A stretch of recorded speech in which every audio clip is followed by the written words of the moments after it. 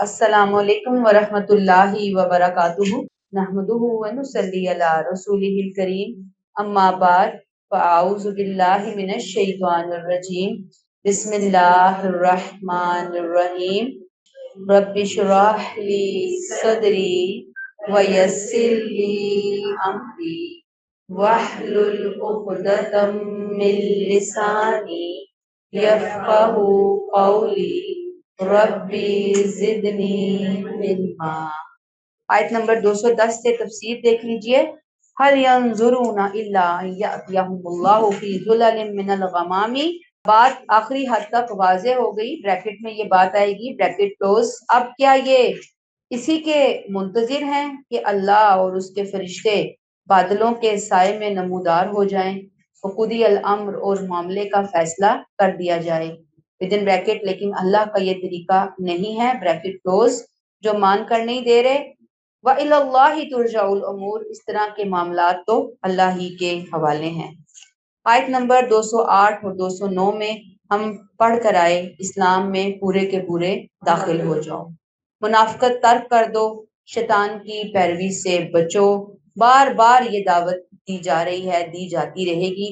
अब आयत 210 में नतीजा बयान हो चुका कि हक आ गया, रसूल तशरीफ ले आए सल्लल्लाहु अलैहि वसल्लम, आयाते कुरानिया नाजिल हो चुकी।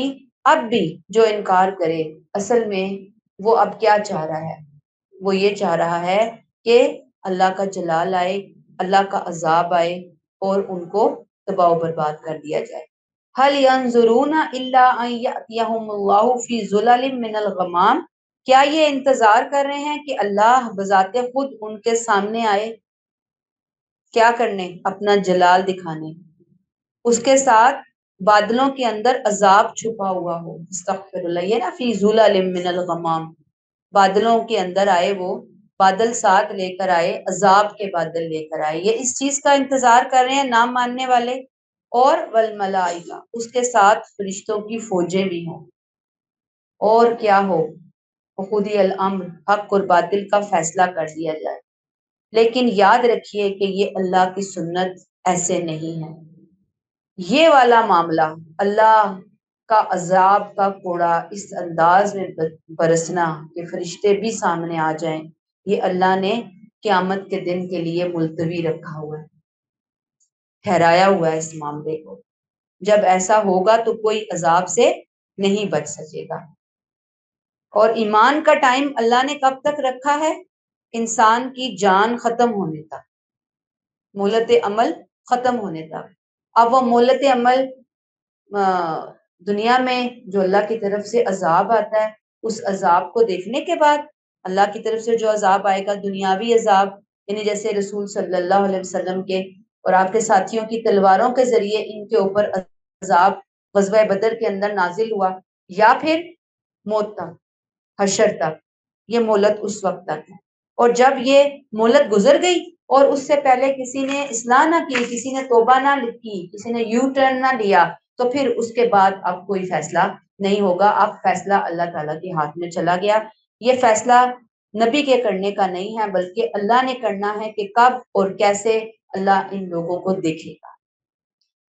तो अब यहाँ टेक अवेज क्या है? अल्लाह को मतलूब क्या है कि इंसान अपनी अकल से काम लेकर रसूलों और किताबों की रहनुमाई को कबूल करे, अपनी आंखें, अपने कान, अपने दिल दिमाग को खोले, गौर व फिक्र करे, अल्लाह को माने।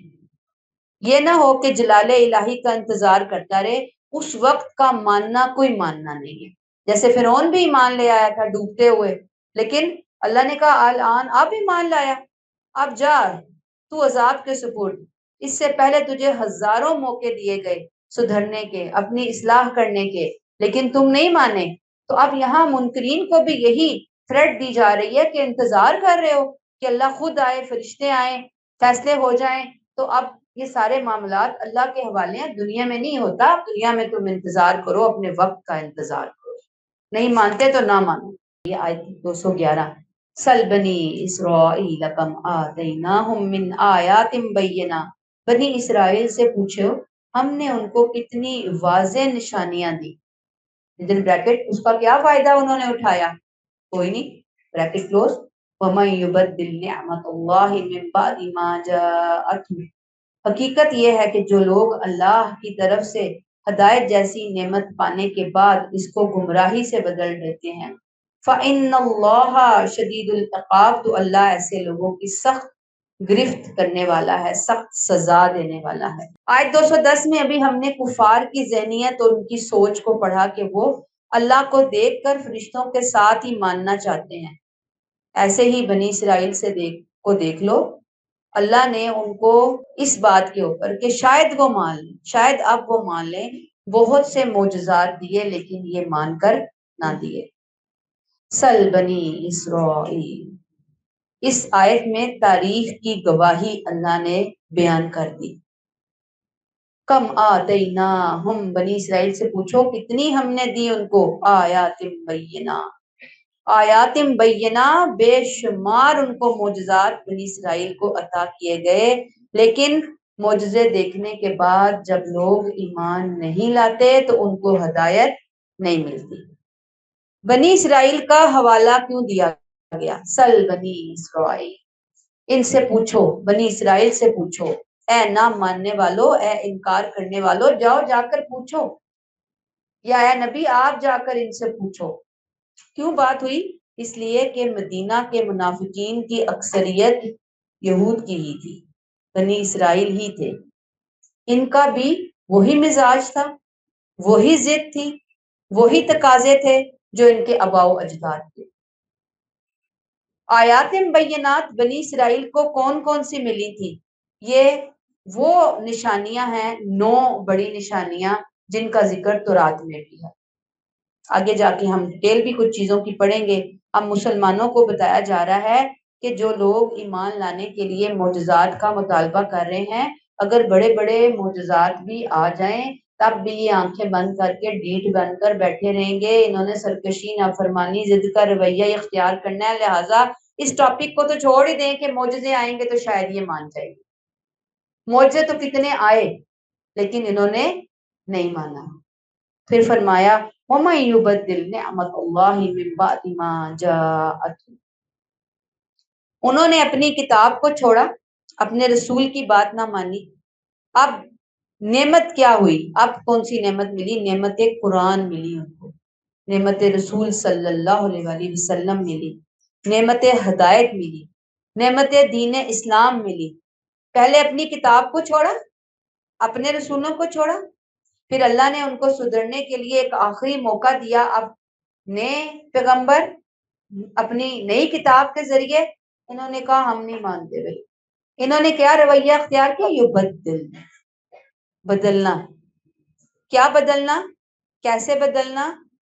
بدلنے سے مراد اس ہدایت کی قدر ہی نہ کرنا، اس کو چھوڑ کر کچھ اور خود ساختہ گڑی ہوئی باتیں اختیار کر لینا اور پھر اس کو دین بنا لینا، اس کو ہدایت اور ایمان کا ذریعہ بنا لینا۔ یعنی جس کو ہدایت اور ایمان کا ذریعہ بنانا تھا اس کی جگہ انہوں نے کچھ اور باتوں کو ہدایت اور ایمان کا ذریعہ بنا دیا۔ انہوں نے کیا کر لیا؟ یبدل نعمت اللہ، اللہ کی نعمتوں کے آنے کے بعد، من بعد ما جاءتہ، ان کے پاس آ گئی تھی لیکن انہوں نے اس کو بدل ڈالا۔ یہاں تک سمجھ آ گیا نا آپ کو؟ فَإِنَّ اللَّهَ شَدِيدُ الْعِقَابِ، ایسے لوگوں کے لیے اللہ سخت سزا دینے والا ہے۔ وہ اللہ کی گرفت سے بھاگ نہیں سکتے، بچ نہیں سکتے، اور ان کی یہ ناشکری، ان کا یہ نعمتوں کو بدلنا کوئی انفرادی جرم نہیں تھا بلکہ یہ ایک قومی جرم تھا۔ اللہ کی اسکیم ہدایت کو رد کرنے کا اعلان تھا، یعنی اللہ نے ایک اسکیم کے تحت ہدایت دی، انہوں نے کہا ہمیں نہیں چاہیے اللہ تیری ہدایت، استغفر اللہ، تو جان، تیری ہدایت جانے، تیرے کتابیں جانے، تیرے رسول جانے، تیری نشانیاں جانے۔ پہلے کہتے رہے دیں دیں، لائیں لائیں، آتی ہیں ایک کے بعد ایک کو جھٹلایا، ایک کے بعد ایک کو جھٹلایا، ہر چیز کی ناقدری، ہر چیز کی ناشکری، ہر چیز کو چھوڑ کے ایک نیا راستہ، وہی رحمان کی بجائے شیطان کا راستہ اختیار کیا۔ تو سبق کیا ہے ہم سب کے لیے؟ سابقہ امتوں کی عبرت آموز داستان کے ذریعے امت محمدیہ صلی اللہ علیہ وسلم کو آئینہ دکھایا جا رہا ہے کہ اے امت تمہارے لیے بھی بینہ آ گئی، آیاتم بینہ۔ کیا ہے بینہ ہمارے لیے؟ قرآن پاک۔ اب میرے اور آپ کے لیے سوال ہے کہ کیا واقعی اس بینہ کو ہم نے اپنے لیے نعمت سمجھا؟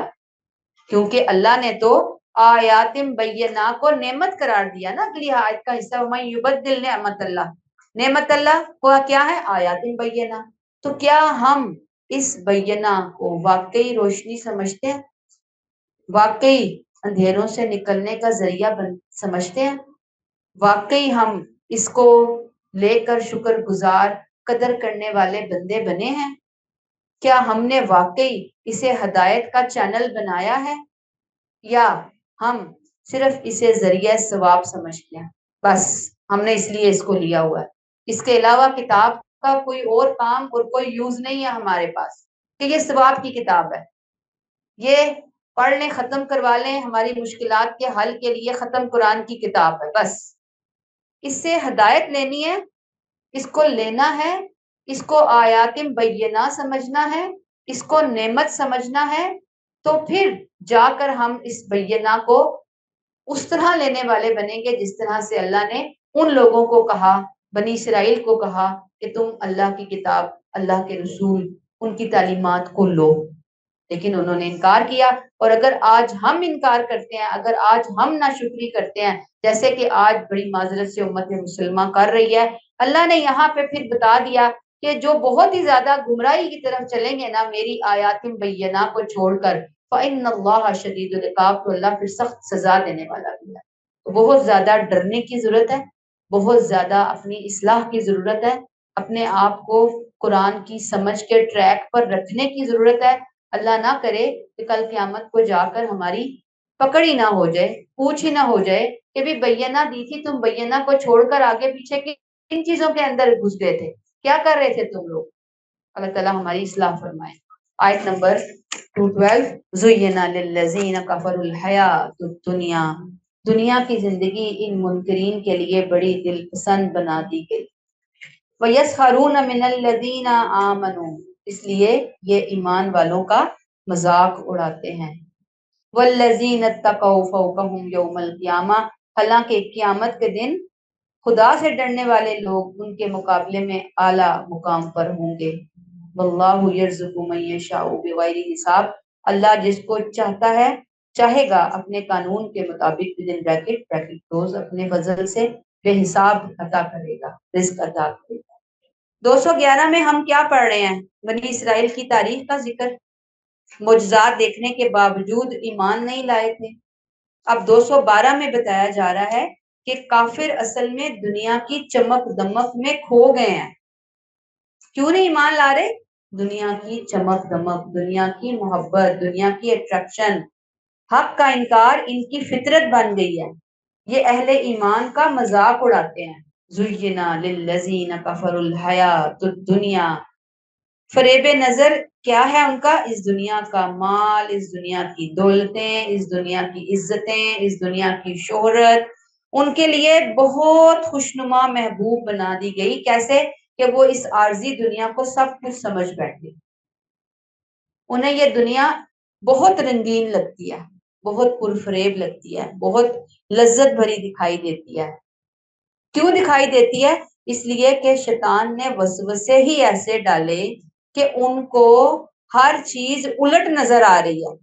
جو ان کو اصل نظر آنی چاہیے تھی، آخرت، ہمیشہ کی زندگی، ابدی بادشاہی، اس کے برعکس انہیں کیا چیز نظر آ رہی؟ دنیا، دنیا ہی سوار ہوگی، آخرت کا وجود ہی ختم ہو گیا، ذہن سے ہی نکال دیا انہوں نے۔ اور یہ شیطان جو ہوتا ہے یہ نافرمانی کو اور دنیا کو انتہائی خوبصورت خوشنما بنا کر پیش کرتا ہے۔ یہ شیطان کا سب سے بڑا ٹارگٹ اور اس کا مشن اور اس کا مقصد، اور یوں کہہ لیں کہ اپنی فیلڈ میں وہ بہت کمپیٹنٹ، کمال کی صلاحیتیں ہیں اس کے پاس، اور وہ یوز کرتا ہے، 100% یوز کرتا ہے لوگوں کے لیے۔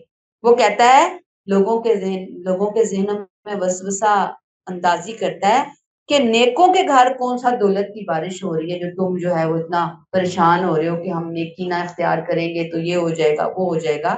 دیکھ لو ان کے ہاں بھی کیا سلسلے چل رہے ہیں. اور وہ کہتا ہے ابھی دنیا کے جو رنگینیاں ہیں مزے ہیں لوٹ لو, بھی جوانی ہے, ابھی صحت ہے, کل ہو نہ ہو تو آج لوٹو یہ سارے کے اتنا چاہتے ہو جیو, من موجی کرو, من مانیاں کرو, خواہشات کو پورا کرو. تم کیوں گھٹ گھٹ کے جیو, تم کیوں بیکورڈ ہو کر جیو, تم کھلا ڈلا جیو, تم آزادی کے ساتھ جیو اور اپنی زندگی جیو. اور آج تو آپ کو پتا ہے کہ شیطان نے پوری دنیا میں ایک ہوا چلائی ہوئی ہے, وہی جو آپ یہاں پہ سنتے ہیں میرا جسم میری مرضی. اپنے آپ کو توجہ دو, بس اپنے آپ کو دیکھو, لوگوں کو چھوڑو, رشتوں کو چھوڑو, بچوں کو چھوڑو, شوہر کو چھوڑو, فیملی کو چھوڑو, گھر کو چھوڑو, اپنا آپ اپنا آپ. مرد ہے اپنے آپ کو توجہ دو, عورت ہے اپنے آپ کو توجہ دو, اپنا آپ دیکھو, اپنے آپ کو فوکس کروا رہا ہے شیطان. یہ ایک بہت بڑا فتنے کی طرح بات پھیل رہی ہے. ہمیں ہمارے دین نے ایسے نہیں بتایا, ہمیں تو حقوق اللہ بھی ہیں, حقوق العباد بھی ہیں, ہمیں تو بہت سی چیزوں کو, بہت سے رشتوں کو لے کر سنبھال کر چلنا ہے. تو اللہ یہاں پہ کیا فرما رہے ہیں, زُيِّنَ لِلَّذِينَ كَفَرُوا الْحَيَاةُ الدُّنْيَا, دنیا کی زندگی ان نہ ماننے والوں کے لیے بڑی خوبصورت خوشنما بنا دی ہے. اب یہ کیا کرتے ہیں جن کے لیے دنیا کی زندگی بڑی اٹریکٹیو ہے, وَيَسْخَرُونَ مِنَ الَّذِينَ آمَنُوا, یہ ایمان والوں کا مذاق اڑاتے ہیں اس دنیا کے پیچھے. دنیا کی دلکش سے پاؤں ڈوبے ہوئے مست کفار, اہل ایمان ان کے اعمال اور عقائد پر دنیا اور آخرت میں جب انہیں کڑ یا سزا کی یاد دہانی کراتے ہیں, انہیں بتاتے ہیں کہ بھی بس کرو, اتنا نہ ڈوبو, اتنا نہ دنیا سر پہ سوار کرو, اتنا دنیا کی غرق ہو جاؤ, بھئی یہ بہت نقصان دہ ہے, یہ کل کو تو سکتی ہے. جب ان کو رسول بتاتے وقت کے, نبی بتاتے, صالحین, مبلغین, تو یہ کیا کرتے, ان کے اوپر ہنس, ان کا مذاق اڑاتے اور کہتے اس حوالے سے دیکھو ہمارا حال اچھا ہے یا تمہارا حال اچھا, ہمارے پاس تم سے زیادہ مال ہے, عزت ہے, طاقت ہے, کچھ ہمارے پاس ہے, تو یہ جو سب کچھ ہمارے پاس ہونا ہے دنیا کا, یہ اس بات کو شو کر رہا ہے کہ ہم صحیح راستے پر ہیں, غلط راستے پر. یعنی اہل ایمان کی گفتگو کو کیا کہہ کر یہ کرتے, حقارت کا رویہ اختیار کرتے, اسی مذاق ٹھٹھے, اپنی دنیاوی کامیابیوں کو اپنے صحیح ہونے کا ثبوت سمجھ کر اپنے غلط رویوں دیر ہوتے اور اہل ایمان کا مذاق اڑاتے. کیونکہ زندگی کے اندر لوگوں کی, تو اہل ایمان کی اس زمانے میں دیکھیں زیادہ آزمائشیں ہو رہی تھی, کیونکہ انہوں نے اپنا تن من دھن, اپنا آرام سکون چین ہر چیز دین کے لیے وار دی تھی. تو ان کی حالت اور ان کی حالت میں کمپیریزن کریں تو دنیاوی اعتبار سے تو کفار مقام کے اوپر تھی, تو انہیں وہ اپنا مقام, وہ دھوکہ, وہ فریب جو شیطان نے ان کے کانوں میں, ان کی آنکھوں کے اوپر اینک بنا کر چڑھایا ہوا تھا, انہیں اپنے مقابلے میں اہل ایمان کچھ نہیں نظر آتے. اللہ نے والذین اتقوا فوقهم القیامہ, قیامت کے دن اللہ سے ڈرنے والے لوگ ان کے مقابلے میں اعلیٰ مقام پہ ہوں گے. دنیا میں امتحان کی سطح ہے, ایسا ہی ہو رہا ہے. اہل ایمان دیکھنے میں دوسروں کو اپنے, لیکن آخرت کے دن تقوی والے ان مذاق اڑانے والوں سے بہت اعلیٰ مقام, بلند درجوں پر ہوں گے.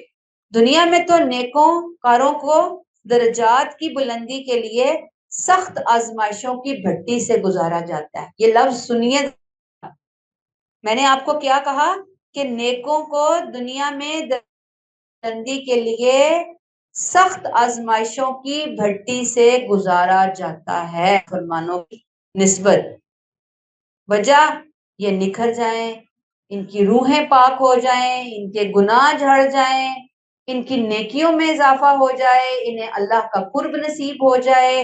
اور دوسری طرف نافرمانوں کو ڈھیل ملی ہوتی ہے, فوری سزا نہیں ملتی, اس کی سے وہ خود کو بہت کامیاب سمجھتے ہیں. اللہ نے کہا کہ آج سمجھ لو جتنا خود کو کامیاب سمجھ کے دلیر ہو رہے بنے ہوئے ہو، قیامت کے دن جن کا تم مذاق اڑا رہے ہو تم دیکھنا کہ وہ کتنے اعلیٰ مقاموں کے اوپر وہی حساب اللہ جس کو چاہے گا قیامت کے دن اپنے قانون کے مطابق. ہمیشہ یاد رکھیں جب بھی یہ آیت آتی ہے میں یشاء تو ہمیشہ یاد رکھیں کہ اللہ کا ایک قانون ہے، اللہ کا ایک میرٹ ہے، اس کے مطابق وہ اپنا فضل بے حساب عطا کرے گا.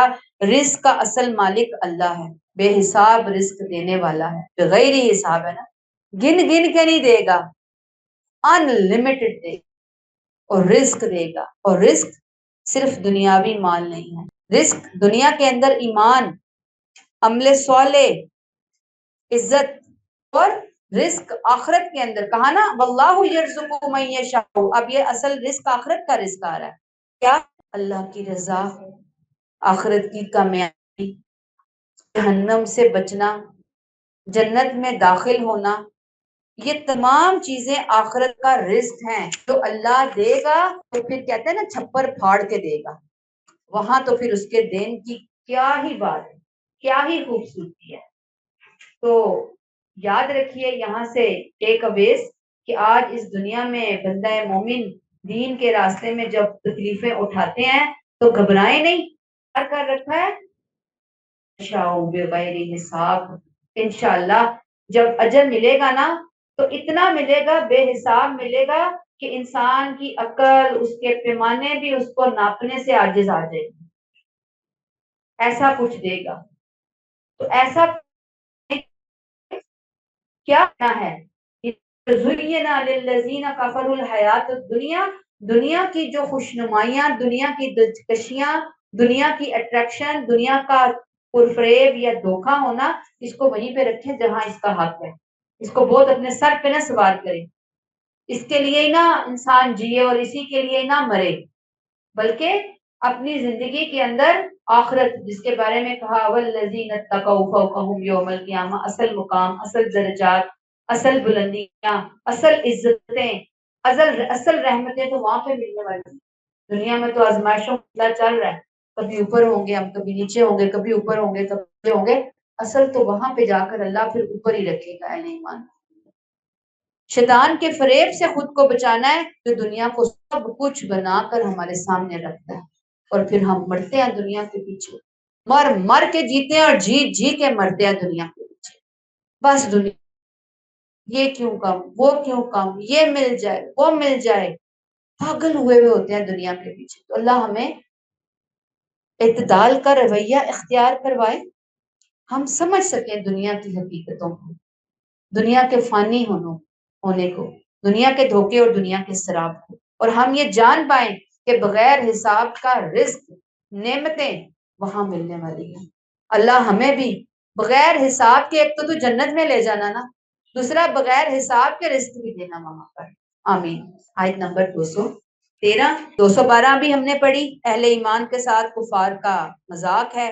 اب 213 میں انہی اہل ایمان کو تسلی دی جا رہی ہے، حوصلہ افزائی کی جا رہی ہے کہ اطمینان رکھو، تم حق پر ہو، تم صراط مستقیم پر ہو. یہ وہی ہدایت ہے جو حضرت آدم علیہ السلام کے سلسلے سے دنیا میں دینا شروع کی. کیا کہتے ہیں اللہ تعالیٰ؟ کان الناس ودن بریکٹ موافقت کے لیے یہ اختلافات کو بہانہ بناتے ہیں، انہیں معلوم ہونا چاہیے شروع میں لوگ ایک ہی امت تھے. آج تو یہ منافقین اپنی مخالفت کے لیے بہانے بنا رہے ہیں، حقیقت کیا ہے کہ اللہ نے لوگوں کو ڈے ون سے حضرت آدم علیہ السلام ایک کان الناس امتا واحدہ، امتا واحدہ، انسان شروع سے آنکھ کھلی دین حق پر تھے. اور یعنی وہ دور جو تھا ابتدائی دور دین فطرت کا دور تھا. مبشرین و منذرین، پھر پیدا ہوتے گئے بعد میں بریکٹ کلوز، تو اللہ نے خوشخبری سنانے والے. اب آہستہ آہستہ کیا شیطان کے وسوسوں کی وجہ سے لوگوں پر خواہشات کا غلبہ ہونا شروع ہو گیا، قوم پرستی آ گئی، تو اللہ نے کہ ان انسانوں کو جو بگڑ گئے ہیں، اپنی خواہشات کے غلام بن گئے ہیں، جا کر ان کی اصلاح کیجیے۔ شروع میں سب ٹھیک تھے، راستے پر تھے، بگاڑ آنا شروع ہوا، شیطان کی کارستانیاں اور خواہشات کا غلبہ، اللہ نے پھر کیا انتظام کیا؟ اصلاح کا، انبیاء کرام کو بھیجا۔ انبیاء کرام تشریف لائے، اللہ فرماتے ہیں فَبَعَثَ نبیین، انبیاء کرام آئے دو بڑے کام کرنے کے لیے، مبشرین و منذرین، خوشخبری سنانے والے اور خبردار کرنے والے۔ مبشرین و منذرین، خوشخبری کن کے لیے؟ مومنوں کے لیے، اور خبردار کرنے والے کن کو؟ مجرمین کو۔ یہ اللہ نے ان کو دو ذمہ داریاں دے کر بھیجا کہ جائیں، جا کر بندوں کی اصلاح کریں، یہ بڑے بگڑ گئے ہیں، یہ مسلمان بگڑ گئے ہیں، ان کو ٹریک پہ لانے کے لیے آپ جائیں، ان کو بتائیں، جنت کی خبریں ان کو پہنچائیں، انہیں جہنم کے عذاب کی وعید سنائیں جا کر۔ اب وہ تشریف لے آئے اپنے ان کاموں کے لیے۔ ساتھ اللہ نے اور کیا کیا؟ رسولوں کو جب بھیجا، وَأَنزَلَ مَعَهُمُ الْكِتَابَ بِالْحَقِّ، اللہ نے ان کے ساتھ ایک فیصلہ کن بات کی صورت میں کتاب نازل کی۔ کیوں؟ لِيَحْكُمَ بَيْنَ النَّاسِ فِي مَا اخْتَلَفُوا فِيهِ، تاکہ لوگوں کے درمیان رونما ہونے والے اختلافات کا فیصلہ کر دے۔ اللہ نے ان انبیاء کو مبشرین اور منذرین بنا کر بھیجا، خالی ہاتھ نہیں بھیجا، اللہ نے ان کو کیا دے کر بھیجا؟ الکتاب۔ کیوں؟ اس کے ذریعے حق کے معاملے میں فائنل اتھارٹی، فائنل ڈیسیژن کے طور پر اس کتاب کو پیش کرے کہ یہ اللہ کی کتاب ہے، کہ دیکھو اس میں یہ بات لکھی ہوئی ہے اور یہ آخری بات ہے، یہ آخری فیصلہ ہے اللہ کا، یہ اللہ کا آخری حکم ہے۔ اللہ نے یہ کتاب دے کر کیوں بھیجا؟ تاکہ لوگوں کے اختلافات کا فیصلہ انبیاء کرام ان کتابوں کی روشنی میں کریں۔ انبیاء کرام ان کتابوں کی روشنی میں ماننے والوں کو جنت کی خوشخبری اور نہ ماننے والوں کو جہنم کی عذاب کی خبر سنائیں۔ لیکن ہوا کیا؟ وَمَا اخْتَلَفَ فِيهِ إِلَّا الَّذِينَ أُوتُوهُ مِن بَعْدِ مَا جَاءَتْهُمُ الْبَيِّنَاتُ بَغْيًا بَيْنَهُمْ، پھر اس میں انہی لوگوں نے آپس کی وجہ سے کتاب دی گئی تھی، حالانکہ ان کے سامنے نہایت واضح دلائل آ گئے تھے۔ یعنی انبیاء کرام تشریف لے آئے لوگوں کے بگاڑ کی اصلاح کے لیے اللہ کے حکم سے مبشرین اور منذرین بن کر، ساتھ اللہ تعالیٰ نے کتاب حق بھی ان کے ساتھ بھیج دی۔ اور وجہ کیا تھی کتاب حق کے آنے کی؟ فی مختلف فی ہی، بتائیں اس کی روشنی میں، لوگوں کے اختلافات کا، لیحکم بین الناس، لوگوں کے اختلافات کے درمیان کتاب کو فائنل اتھارٹی مان لیا جائے۔ اس لیے اللہ نے کتاب کو بھیجا ہر دور میں، ہر دور کی بات ہو رہی ہے یہاں پر، کیونکہ شروع میں ہم نے آیت 213 پڑھی نا، کان الناس امۃ واحدہ، ایک ہی دین تھا سب انسانوں، بیچ میں اللہ نے نبیوں کو بھیجا، کتابیں بھی آتی ہیں، نبی بھی آتے رہے، اور کتابیں آئیں کس لیے؟ لیحکم بین الناس فی ما اختلفوا فیہ، اختلافات کا فیصلہ کرنے کے لیے۔ لیکن انہوں نے کیا کیا؟ ان لوگوں نے حق کو پا کر آپس میں زدم زدہ کی وجہ سے اختلاف کیا۔ ان کا اختلاف لا علمی یا جہالت پر مبنی نہیں تھا، ان کا اختلاف کب تھا؟ من بعد ما جاءتهم البینات، بینات کو دیکھنے کے بعد کا اختلاف، پوری روشنی کے اندر انہوں نے اپنی آنکھیں بند کرنے پر زور دیا، انہوں نے کہا ہم نہیں مانیں گے روشنی، ہم نہیں لیں گے باہر، ہم اندھیروں میں ہی رہنا پسند کرتے ہیں، اور انہوں نے اختلاف کیے ان باتوں کے اندر۔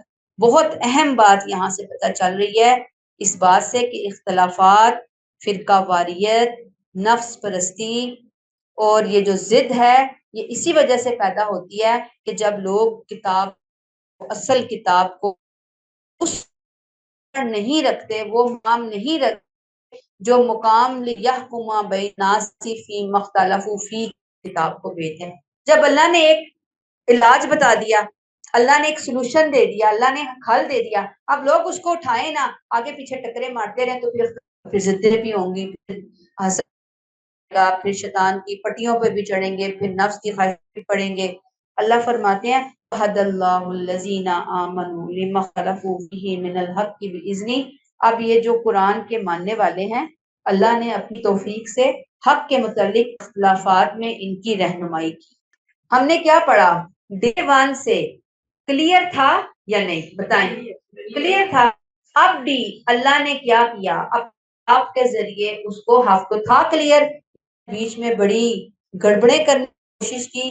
اللہ نے پھر ہر دور میں ان کی گڑبڑوں کو سائڈ پہ کرنے کے لیے، ان کی اصلاح کرنے کے لیے اللہ نے کتاب کو حق کے ساتھ پھر اللہ نے اتارا اور واضح کر دیا حق کو، اور اس کو پانے کے لیے جو شرط رہی ہے کہ انسان حق کا سچا طالب علم بنے، لینے والا بنے، دل دماغ کو کھولے، ذوق شوق تڑپ تڑپ عقیدت علم کے ساتھ شو کرے، ضد چھوڑے، اور سب سے بڑھ کر اللہ کی کتاب کی طرف مڑ جائے، اس کو سمجھ کے ساتھ لے۔ اب آپ دیکھیں کہ قرآن آ گیا، نبی کریم صلی اللہ علیہ وسلم تشریف لے آئے، قرآن کیا بن کر آیا؟ بالحق۔ اب جو قرآن کے ماننے والے ہیں، اللہ نے کیا کہا؟ فَهَدَى اللَّهُ الَّذِينَ آمَنُوا۔ اب یہ جو قرآن کے ماننے والے ہیں، ان کی رہنمائی کی اللہ نے کس میں؟ لِمَا اخْتَلَفُوا فِيهِ من الحق کی، حق میں جو اختلاف ہو رہا تھا اس میں اللہ نے ان کو رہنمائی فراہم کی، بِإِذْنِهِ، اپنے حکم سے، اجازت سے۔ اللہ نے ان کے اختلافات میں حق سے متعلق رہنمائی کر دی۔ یہاں بِإِذْنِهِ بمعنی توفیق، بمعنی اجازت، اللہ کی توفیق سے اہل قرآن اختلافات سے بچ کر حق کی طرف آ گئے، انہیں قرآن کو ماننے کی وجہ سے حق اختیار کرنے کی توفیق مل گئی۔ پہلے انہوں نے مانا، پھر وہ قرآن کے قریب ہوئے، پھر انہوں نے اپنے عمل کو قرآن کی روشنی میں ٹھیک کیا، اللہ نے کیا کر دیا؟ ان کو توفیق دے دی کہ اب وہ اختلافات سے باہر نکل آئے، فرقہ واریت سے باہر نکل آئے، انتشار اور فتنے فساد سے باہر نکل آئے، نا اتفاقیوں سے باہر نکل آئے۔ کیوں؟ انہوں نے قرآن کو اس کی صحیح روح، صحیح اسپرٹ، صحیح روشنی کے ساتھ اختیار کر لیا۔ اور پہلے والے وَمَا اخْتَلَفَ فِيهِ إِلَّا الَّذِينَ أُوتُوهُ مِن بَعْدِ، ان کو ملی تھی یہ روشنی، لیکن انہوں نے بغیم بینہم ضدم ضدی، وہاں کیوں آیا کتاب، ان کے پاس کیوں آئی، رسول بنی اسماعیل میں کیوں آئے، ہمارے پاس کیوں نہیں آئے، ضدم ضدی، صرف ضد لگائی، حق کو چھوڑ دیا، اتنا بڑا نقصان کر لیا انہوں نے۔ جبکہ اہل قرآن، اہل ایمان، انہوں نے قرآن کو ہاتھوں ہاتھ لیا، اللہ نے ان کے لیے اختلافات سے باہر نکلنے کا راستہ عطا کر دیا۔ اللہ فرماتے ہیں وَاللَّهُ يَهْدِي مَن يَشَاءُ إِلَىٰ صِرَاطٍ مُسْتَقِيمٍ، اللہ جسے چاہتا ہے اپنے قانون کے مطابق سیدھی راہ کی ہدایت فرما دیتا ہے۔ یہ آیت 212 کے اینڈ میں بھی ہم نے پڑھا وَاللَّهُ يَرْزُقُ مَن يَشَاءُ مَن يَشَاءُ، آیت 213 کے بھی آخر میں آیا مَن يَشَاءُ، اللہ کا قانون ہے، میرٹ ہے۔ وہاں پہ نعوذ باللہ یہ دنیا کی طرح نہیں آتا کہ تم بھی لے لو، تم بھی لے لو، یا فلاں کو ہم محروم کر دیں، فلاں کو دے دیں۔ وہاں پہ جو کسی کو کچھ ملتا ہے تو بہت اصول سے، قاعدے قانون سے ملتا ہے، ایسے ہی نہیں ملتا۔ تو اللہ تعالیٰ کیا کرتے ہیں؟ جسے چاہتا ہے سیدھی راہ کی ہدایت دیتا ہے، جو ہدایت صراط مستقیم کے دروازے پر دستک دیتا ہے، اللہ اس کے لیے یہ دروازہ اس کی دستک پر ضرور کھولتا ہے، اس کی طلب، اس کے تڑپ، اس کے شوق پر ضرور کھولتا ہے۔ گویا راستہ ان کو ملتا ہے جو اخلاص سے راستے کو لینا چاہتے ہیں، اللہ کی طرف رجوع کر۔ اللہ تعالیٰ ہمیں توفیق عطا فرمائے کہ صراط مستقیم کی طرف آنے والے بنے۔ اب ٹیک اویز کیا ہے اس میں؟ سیدھا راستہ کون دکھائے گا؟ اللہ تعالیٰ۔ سیدھا راستہ کس سے مانگنا ہے؟ اللہ سے، اہدنا الصراط المستقیم۔ سیدھا راستہ کن کو ملے گا؟ وہ جو اللہ کی بات مان لیں گے، جو اللہ کی طرف جھک جائیں گے، جو ایگو سے باہر آ جائیں گے، جو صاف ذہن سے، دل دماغ سے قبول کر لیں گے۔ اور یاد رکھیے کہ انسان کو جو عقل ملی ہے اس کا ٹیسٹ ہے کہ وہ حق کو قبول کرتا ہے یا نہیں کرتا۔ بھیا کیا ہے ہمارے پاس؟ قرآن۔ اب اس عقل سے بھائی دیتے ہیں یا نہیں دیتے، شکر گزاری قدر کرتے ہیں یا نہیں کرتے۔ بہت بڑا امتحان ہے ہم سب کا، امت مسلمہ کا امتحان ہے۔ اگر اختلافات ہوں گے تو کون حل نکال کر دے گا؟ بتائیں، قرآن اللہ نے خود کہا ہے قرآن کو، قرآن اس لیے، اس سے پہلے کتابیں اپنے اپنے دور کے لیے آئی ہی اس لیے لیحکم بین الناس، لوگوں کے اختلافات کا حق کے ساتھ فیصلہ کرنے کے لیے۔ تو اب ایک حل ہے فرقہ واریت کا، قرآن سے صحیح معنوں میں جڑ جانا، کی اینک اتار کے اللہ جو حق ہے مجھے اس حق کو سمجھنے، اس پر عمل پیرا ہونے کی توفیق عطا فرماتے ہیں۔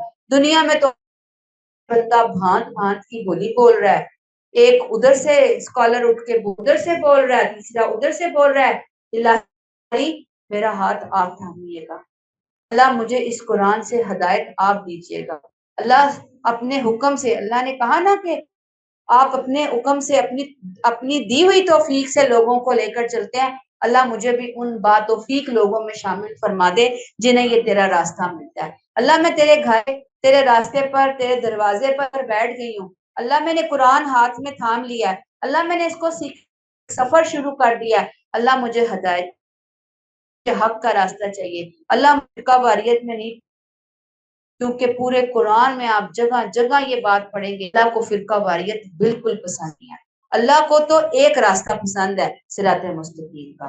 اللہ ہمیں وہ سمجھ، وہ شعور، وہ شوق عطا فرمائے کہ ہم ان راستوں پڑھنے والے بن جائیں۔ اور آج کے جو فرقے ہیں نا، وہ بغی بینہم کی زندہ، ہر بندہ اپنے آپ کو بہت پہنچا ہوا جنتی اور دوسرے کو گمراہ، کافر اور دوزخی، تو اس بات سے ہمیں باہر نکل کر آنا ہے، دعائیں کرنی ہے، اس قرآن کو آپ نے ہمیں دی، اللہ اس سبق کو ہم اپنے بچوں کو، اپنے معاشرے میں دوسرے لوگوں کو پڑھانے والے بن۔ آمین سبحان۔ آخری آیت ہے جی 214، ام حسبتم ان تدخلوا الجنہ۔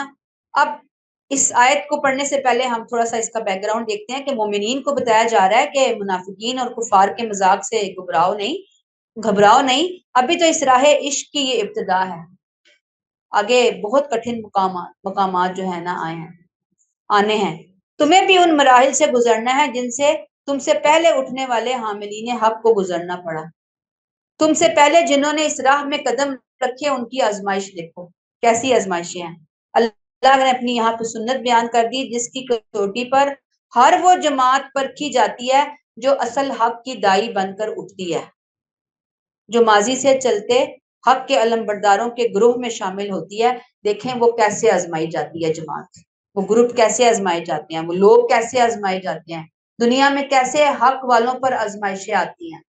اللہ نے یہاں پر بتا دیا، پریشان نہیں ہو، گھبراؤ نہیں، ابھی بڑے عشق کے امتحان اور بھی ہیں کہ وہ امتحان تم نے دینے ہیں، ہمت کرنی ہے، حوصلہ نہیں ہارنا۔ اللہ نے کیا کہا، ام حسبتم ان تدخلوا الجنہ، کیا تم نے یہ سمجھ لیا، خاص طور پر آپ صلی اللہ علیہ وسلم کے ساتھیوں کو، کہ تم یوں ہی جنت میں داخل ہو جاؤ گے، وَلَمَّا يَأْتِكُمْ مَثَلُ الَّذِينَ خَلَوْا مِن قَبْلِكُمْ، حالانکہ ابھی تم پر وہ سب کچھ نہیں گزرا جو تم سے پہلے لوگوں کو پیش آیا تھا۔ اللہ اہل ایمان کو بتا رہے ہیں کہ جنت کوئی سستی چیز نہیں ہے کہ ایسے ہی راہ کہیں مل جائے گی، جنت کا راستہ کانٹوں سے بھرا ہوا ہے، مشکلات سے بھرا ہوا ہے، یہ جنت، وہاں کی کامیابیاں کن کو ملیں گی، جو ان راستوں کی مشکلات کو ثابت قدمی سے برداشت کرتے ہوئے، استقامت کے ساتھ برداشت کرتے ہوئے ان تمام آزمائشوں پر پورے اتریں گے، پاس ہوں گے ان آزمائشوں کے اندر۔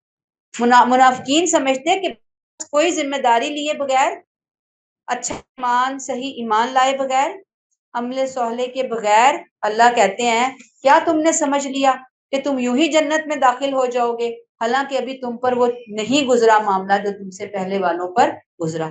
مراد اے امت محمدیہ صلی اللہ علیہ وسلم، پہلے اے صحابہ، خاص عام امت محمدیہ، پچھلی امتوں کی طرح تمہیں شدید آزمائشوں سے گزرنا ہوگا۔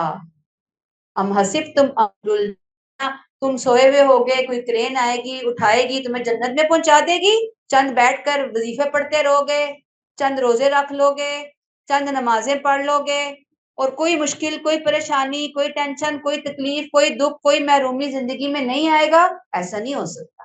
وَلَمَّا يَأْتِكُمْ مَثَلُ الَّذِينَ خَلَوْا مِن قَبْلِكُمْ، ابھی تو تمہارے اوپر وہ گزرا ہی نہیں جو تم سے پہلے والوں پر گزرا۔ اللہ کیوں آزماتے ہیں؟ ظاہری بات ہے کہ بندوں کی ٹریننگ ہوتی ہے، تاکہ بندے اپنے آپ کو ان آزمائشوں میں سے گزر کر کھرا ثابت کریں، سچا ثابت کریں، اصل بندہ ثابت کریں کہ ہم جعلی نہیں ہیں، 2 نمبر نہیں ہیں اللہ، ہم اصلی بندے ہیں تیرے، اور جنت کے حقدار ثابت کریں۔ فرمایا پہلوں کے ساتھ کیا ہوا تھا، مَسَّتْهُمُ الْبَأْسَاءُ وَالضَّرَّاءُ وَزُلْزِلُوا، ان پر آفتیں آئیں، مصیبتیں گزری اور وہ ہلا مارے گئے۔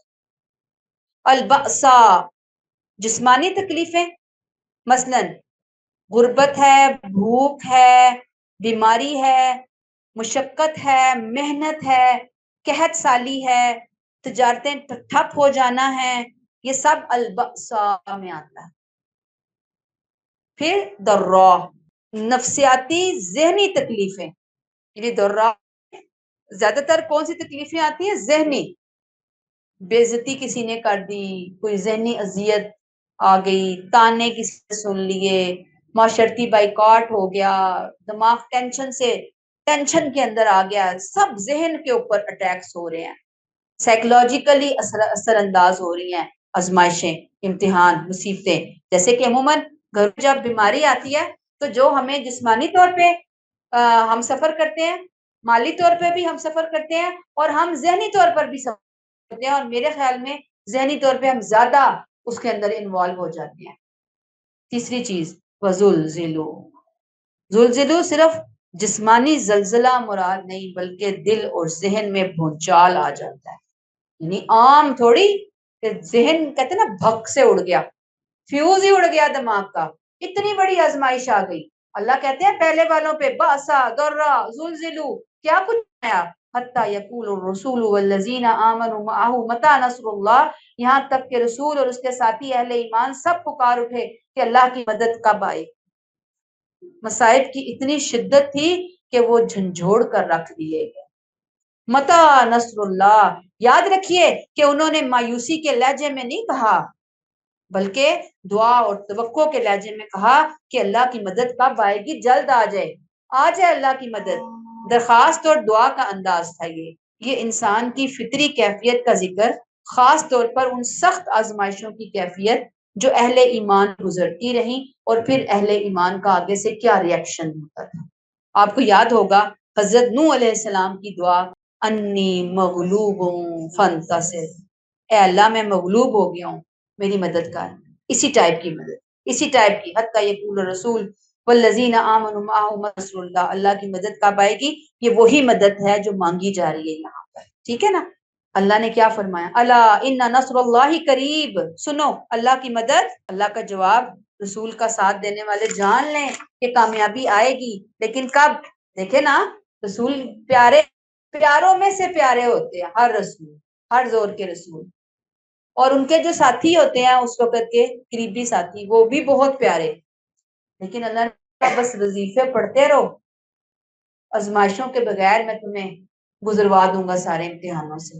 دیکھیں بدر، احد، مکی زندگی، ہجرت حبشہ اول دوم، معاشرتی بائیکاٹ جو ہوا تھا وہاں پہ، مکاتا ہوا تھا شب ابی طالب میں، کون سی 23 سالوں میں آزمائشیں مسلمانوں پر آپ صلی اللہ علیہ وسلم پر نہیں آئیں؟ کون سی آزمائشیں ہیں؟ ہم کہتے ہیں آزمائشیں کیوں، کس لیے آئیں، کیوں؟ نعوذ باللہ، استغفر اللہ، سو ہمارے سوال ہوتے ہیں۔ تو کامیابی آئے گی، لیکن آزمائشوں اور تکلیفوں سے جب تمہیں گزارا جائے گا نا، تمہارا ٹیسٹ لیا جائے گا، پھر تم اس میں پاس ہوگے، اس کے بعد تمہیں سرٹیفکیٹ ملے گا کامیابی کا، پہلے نہیں مل سکتا۔ ہم کہتے ہیں ہمیں پہلے ہی دے دے اللہ تعالیٰ، ہمیں نہ گزرنا پڑے، اس سے اللہ ہمارے بچوں کو نہ آزمائش سے گزرنا پڑے۔ یاد رکھیے ہر بندے کی اپنے حصے کی آزمائشیں ہیں، ہم دعا کریں گے اللہ سے، ہم کوششیں کریں گے ان آزمائشوں سے نکلنے کی، ان سے بچنے کی، لیکن اگر آ جاتی ہیں تو بس پھر وہاں پہ ثابت قدمی کے ساتھ ڈیرے ڈال دینے کے ذریعے، وَاسْتَعِینُوا بِالصَّبْرِ وَالصَّلَاةِ۔ حدیثیں سناتی ہوں آپ کو میں، ایک دو مفہوم ہے آپ کو بتا رہی ہوں، بخاری کی حدیث ہے، صحابی فرماتے ہیں آپ سے شکایت کی کہ آپ ہمارے لیے مدد کی دعا کیوں نہیں کرتے؟ آپ نے فرمایا تم سے پہلی امتوں کے لوگوں کے لیے گڑھا کھودا جاتا اور انہیں اس میں ڈال دیا جاتا، پھر ان کے سر پہ آرا رکھ کر ان کے 2 ٹکڑے کر دیے جاتے، پھر بھی وہ اپنے دین سے نہیں پھرتے، لوہے کے کنگے ان کے گوشت میں دھنسا کر ان کی ہڈیوں اور پٹھوں پر پھیرے جاتے، پھر بھی وہ اپنا ایمان نہ چھوڑتے لیکن وہ دین سے نہ ہٹتے. اللہ کی قسم اللہ اس دین کو غالب کر کے رہے گا. پھر ایک اور حدیث ہے مفہوم بتا رہی ہوں کہ سب سے زیادہ آزمائشیں انبیاء پر، پھر جو ان کے بعد مرتبے میں ہیں، پھر جو ان کے بعد. بندے کی آزمائش اس کے دین کے مطابق ہوتی ہے. اگر بندہ اپنے دین میں سخت ہے تو اس کی مصیبت بھی سخت ہے. یعنی جتنا زیادہ دین ہوگا اتنی بڑی آزمائش ہوگی.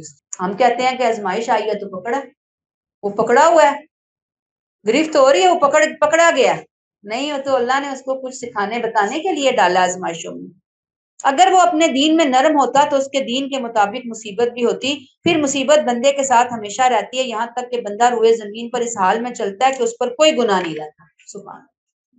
آپ دیکھیں کہ حضرت بلال رضی اللہ تعالیٰ عنہ، آپ سیدنا حضرت بلال ہمارے سردار، مکہ کی تپتی ریت کو لٹایا. حضرت یاسر رضی اللہ تعالیٰ عنہ، حضرت سمیہ رضی اللہ تعالیٰ عنہ کو شہید کیا گیا. پہلی شہید خاتون حضرت سمیہ، پہلے شہید حضرت یاسر رضی اللہ تعالیٰ عنہ. حضرت عمار کو شدید ذہنی جسمانی اذیتیں دی گئیں. کون کون سی؟ جیسے میں نے ابھی بتایا کہ آزمائشیں نہیں آئیں. ٹیک اویز کیا ہیں کہ جنت میں جانا آسان نہیں ہے کہ بس کہہ دیا کہ اللہ ہمارا رب ہے. نہیں، ٹیسٹ ہوگا، کامیاب ہوں گے پھر جنت ملے گی. اور ٹیسٹ کہاں ہوں گے؟ دنیا میں. آخرت میں تھوڑی ہوں گے ٹیسٹ. سارے ٹیسٹ اللہ نے یہاں کے لیے رکھے ہوئے ہیں. رب کو رب کرنا ہوگا کہ ہاں اللہ ہم واقعی تیرے بندے ہیں، ہم شیطان کے بندے نہیں ہیں، ہم تیرے پہ یقین رکھتے ہیں، ہم تجھ پہ بھروسہ رکھتے ہیں. تو ثابت قدمی عطا فرما دے. اور تکلیفیں مانگنی نہیں ہے، آ جائیں تو صبر کرنا. اور ایک عالم اپنے بیٹے سے کہتے ہیں کہ جو مصیبت تم پر آئے تم دل میں یہی سمجھو کہ اسی میں یہ خیر ہوگی، اسی میں کوئی خیر ہوگی. مجھے سمجھ نہیں آ رہی، خیر ہی ہوگی، خیر ہی ہوگی. بار بار سمجھائیں خیر ہی ہوگی، خیر ہی. مایوس نہیں ہونا، شکوے نہیں کرنے کیوں آئی کیوں آئی کیوں آئی، تھوڑے دلے نہیں ہونا، پاگل ہونے کی دماغ جو انسان وہ آئی ہے، خیر ہی ہوگی. اللہ اس میں خیر ہی ہوگی، میرے دل کو صبر دے دے، میرے دل کو استقامت. لیکن ہم شیطان ہمیں سے نہیں دیتا، فوراً ہم سے بدگمانی کروا دیتا ہے. اللہ تعالیٰ ہماری اصلاح فرمائے. بس یہاں پہ روک لیتے ہیں. السلام علیکم ورحمۃ اللہ وبرکاتہ. سبحانک اللہم و بحمدک، نشہد ان لا الہ الا انت، نستغفرک و نتوب الیک. السلام علیکم.